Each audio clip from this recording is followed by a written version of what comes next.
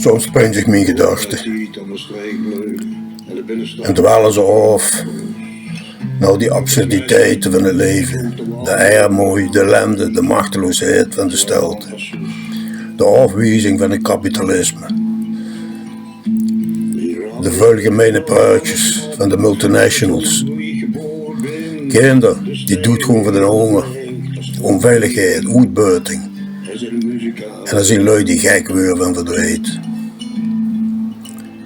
Heuvels in de oorlogen, de natuur die leidt onder menselijk handelen. We zien politiekers wiens uitspraken onder de duivel zien, vol hypocrisie. Wat de wereld soms volledig gans in verwarring brengt. Is dat Gods taak? Met de geesten naar boven kijken neer en laten sommigen van ons lijden in de gewelddadige rampen. Kijk naar de films, de televisie en al die kwatsch. Kwatsch mijn lui, kwatsch mijn vriend. En God is in gesprek met de duivel en wij zal de natuur redden. Wij zal het bies doeden. Weten we eigenlijk wel, waarom we nog eens zien. Al die feiten hebben mij tot aangezet om een paar liedjes te componeren. Dat zijn mijn gedachten die mij af en toe doen huiveren. Wie ben ik? En de mens, de bies, alleen, en de viking, de zigeuner, de buitenaards wezen.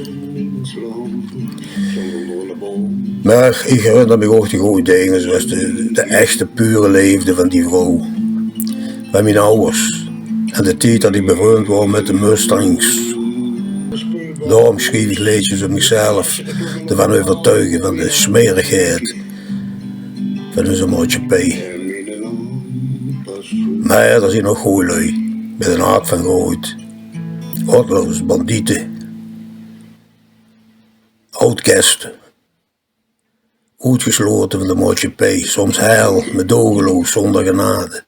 Vergeef me, want het schrijven van die liedjes is niet mijn plezier, maar een noodzaak. Dus als ik de behoefte voel, dreng ik om al die beelden als een idiote film voorbij te zien flitsen. Dank je.